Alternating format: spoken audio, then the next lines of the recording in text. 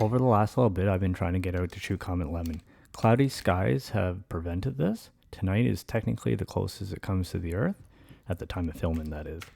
And with somewhat clear skies in the forecast compared to what it's been, I decided to give it a try.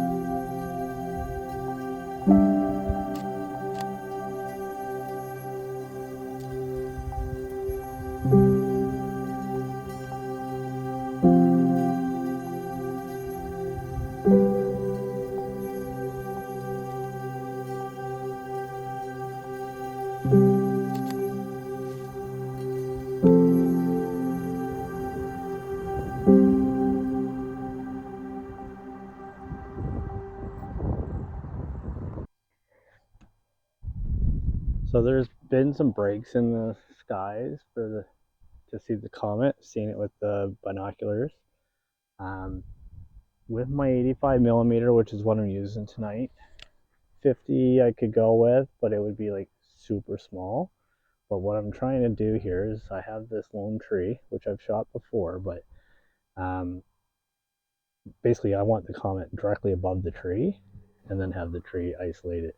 So we got thick clouds all below, and there's a lot of light pollution, so it kind of looks like it's on fire, but there's a gap in the sky where the comet is. So I'm getting my foreground shots now. The comet will come down into frame. I don't want to have to do a composite, but it'll definitely be a time blend anyway, because I'm going to use my move shoot move tracker.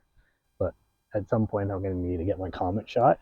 So right now there's a little bit of cloud over the area, so I'll wait until that clears up, set up the move shoot move, get a shot of the comet, and ideally it'll come into frame. I'll be able to get it in the 2 shots, turn the tracker on, turn the tracker off, and then yeah, so we'll see if we can get this here.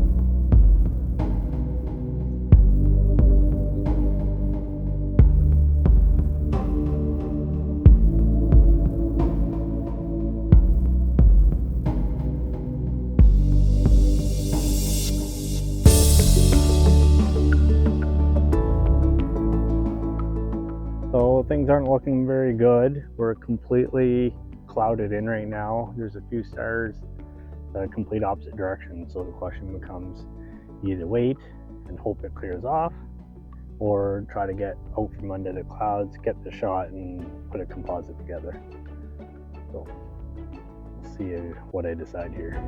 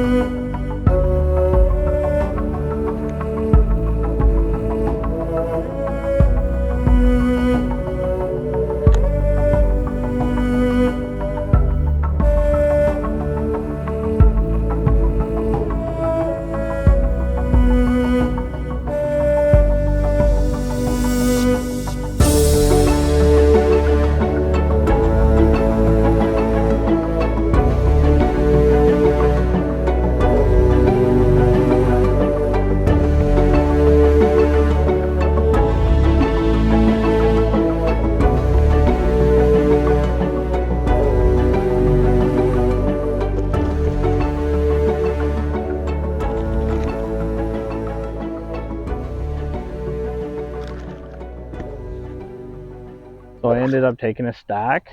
I don't have my Astro software on the computer yet, but I will probably put it together in Photoshop and see what I can do to make it a little bit better. But again, it is pretty small in the frame, but I'll probably composite it with one of the shots from the tree. It would have aligned perfectly had it stayed clear. Tomorrow's looking good, but I work tomorrow, so I won't be able to get out to get it. And then I believe it's just getting fainter and fainter, but keep an eye on it and see if I can. I'd like to get the shot properly, so we'll see where it ends up. The image will either be here or I'll end up out in the field again, but yeah.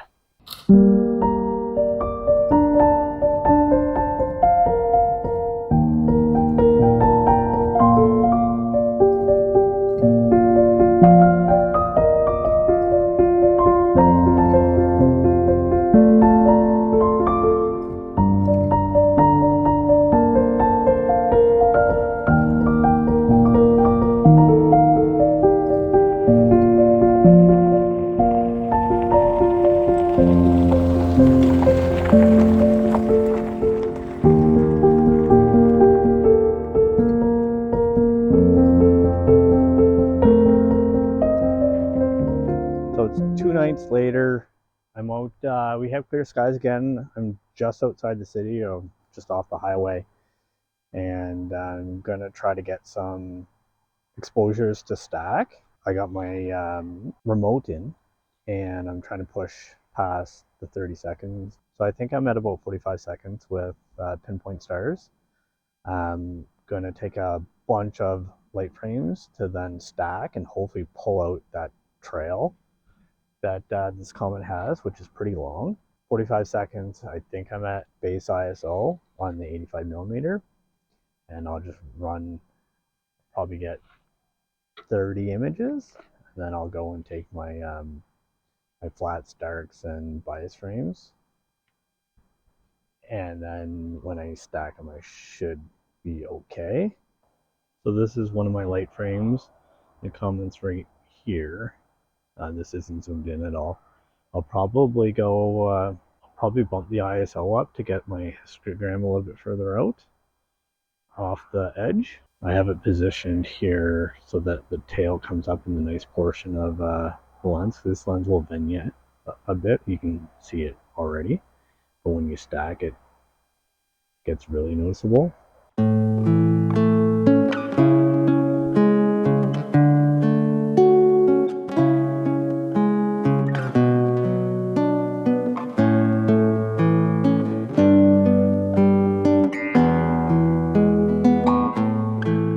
So after I have all my light frames, or the frames of the comet, I'm going to take calibration frames, and I only use 3. There are 4, but I do bias frames, dark frames, and flat frames. So the bias frames are essentially, you put the lens cap on, shutter to the fastest your camera will go. Mine's 1/4000th of a second, and you take a whack of them. And then dark, you do the exact same as your light frames, just with the lens cap on. And then flat frames are a little bit more to it, but you want the same settings that you have for the same optical path. That will help remove dust particles and that type of stuff. But you want a white source of light, so you can put like an iPad to paint and have everything white, and then take your shots through that. So like with that, so basically you're going to have a white background. You want your histogram kind of like 2/3, halfway. They're a little bit more complex, but once you get them, they're pretty easy to do. And then Cyril will do the rest of the stack and stuff. It's pretty easy from that point, but those do significantly help the final result, or at least give you a better result at the end. So I just took a peek at them. I don't even know how many I have at this point, but it is starting to set into the trees, so time's limited on how much more I can go. And then I'll take those calibration frames and see what we end up getting.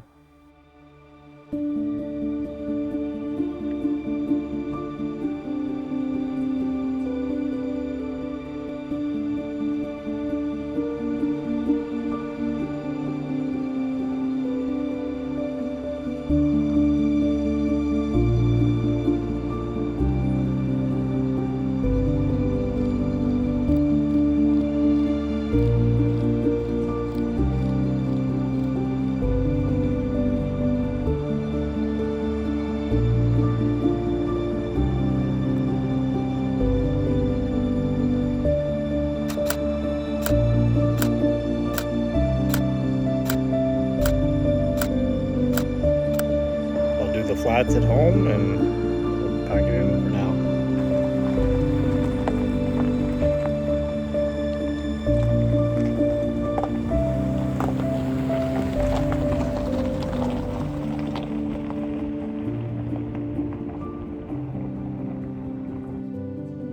This is a single light frame. You can barely see the comet, but it's there.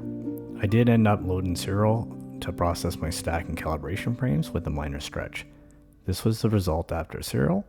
I did edits in Lightroom to stretch again, as well as control the colors in cloud and light pollution. I made some final tweaks in Photoshop for my final result.